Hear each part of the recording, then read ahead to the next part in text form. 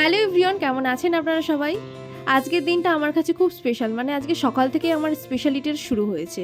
ওই জন্য আমি ভোরবেলা ঘুম থেকে উঠেই খুব তাড়াতাড়ি কাজকর্ম করে স্নানটা আগে করে নিয়েছি। আজকে আমরা 4 জন মিলে যাব বাগবাজারে। আপনারা হয়তো জেনে থাকবেন জন্মাষ্টমীর ঠিক আগে বা তার আগের দিন চলে লোকনাথ তিথি, লোকনাথের জন্মতিথি। আমাদের এখানে অবস্থিত কচুয়া এবং চাগলা মন্দির, যেখানে বাবার জন্মস্থান এবং মামার বাড়ি রয়েছে। আমি ছোটবেলা থেকে দেখে আসছি বাগবাজার থেকে সবাই যে কটা ভক্তরা, প্রচুর ভক্তরাই বলতে গেলে, জল নিয়ে বাবার মাথায় ঢালতে যায়। আমার ছোটবেলা থেকে ইচ্ছা ছিল যে না আমিও যাব, আমিও জল ঢালতে যাব, কিন্তু আমার মা বাবা রিস্ক নিতে পারেনি, আমাকে নিয়ে যাওয়া হয়নি, কোনো না কোনো কারণের জন্য আমার যাওয়া হয়নি। কিন্তু এই বিয়ের পরে, এর আগের বছর এবং এই বছর বিশ্বজিৎ আমাকে নিয়ে যায়। তারপর আমরা বাগবাজারে পৌঁছে ওখান থেকে 4টে ঘট কিনে চলে গিয়েছিলাম গঙ্গায় স্নান করতে এবং জল নিতে। আমরা এখানে এগুলো ভালো করে বেঁধে নিয়েছি, যেহেতু অনেকটা রাস্তা ক্যারি করে নিয়ে যেতে হবে আর এত ভিড়ের মাঝখানে।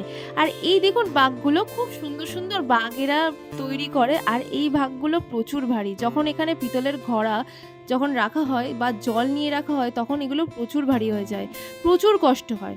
আর আমরা তারপরে বেরিয়ে পড়েছিলাম কচুয়া মন্দিরের উদ্দেশ্যে। আর এই ভিডিও ক্লিপটা যখন নেওয়া তখন বাজে রাত ওই অ্যাপ্রক্স 1-2 মতন।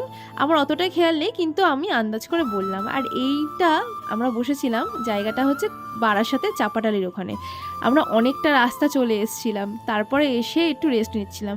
কি বলুন তো, যখনই পাকে রেস্ট দেওয়া হবে তখনই না আমরা বসে পড়বো, ওই জন্য পাকে রেস্ট না দিয়ে আমরা হেঁটে চলছিলাম।